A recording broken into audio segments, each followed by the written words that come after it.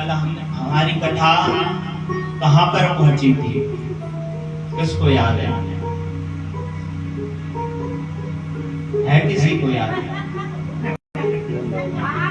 भाई अब देखो, आप कल क्लास लगी थी, अब होमवर्क लेना जरूरी है कि भाई याद है कि नहीं है? हाँ, जो नहीं है उनकी बात नहीं है, लेकिन जो थे उनसे पूछ रहा हूँ कि भाई कल कथा अपन ने जो है कहाँ पर विश्राम किया?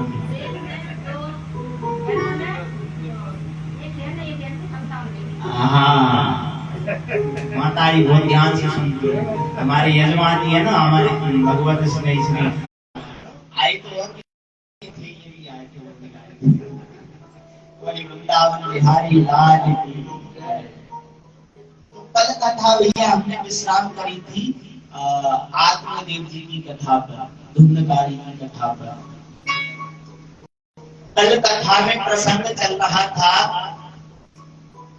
कि किस प्रकार से नारद जी महाराज ने सनत कुमारों के द्वारा भक्ति के पुत्र कौन है? कल हमने बताया है, बताओ किसको याद है?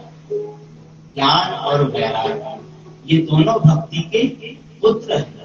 बोले भैया ये काल के कारण, इस कलयुग के समय के कारण बोले दोनों उनके जो बालक है वो वृद्ध हो गए, तो उनकी चेतना के लिए, उनको जवान करने के लिए नारद जी महाराज ने क्या करवाई थी?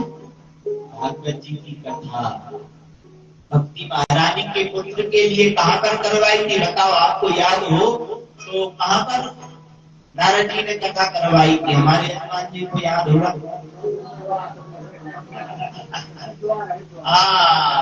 बहुत बढ़िया, बहुत बढ़िया भैया, ताली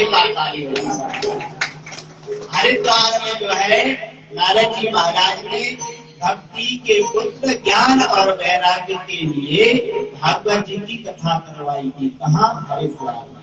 दोनों पुत्र कहाँ थे? वृंदावन। कथा कहाँ करवाई? हरिद्वार में। तो भागवत जी का चमत्कार क्या हुआ कि भागवत जी की कथा हरिद्वार में उनके निमित्त कराई गई, तो उस कथा का, इस कथा का प्रभाव ये हुआ कि भक्ति महारानी के दोनों पुत्र महाराज जवान तरुण हो गए, युवक हो गए। भक्ति सुतौ तो तरुणौ गृहीत्वा प्रेमैक रूपा सहसा विरासी श्री कृष्ण गोविंद हरे मुरारे नाथेति नामानि मुहुर वदन्ति।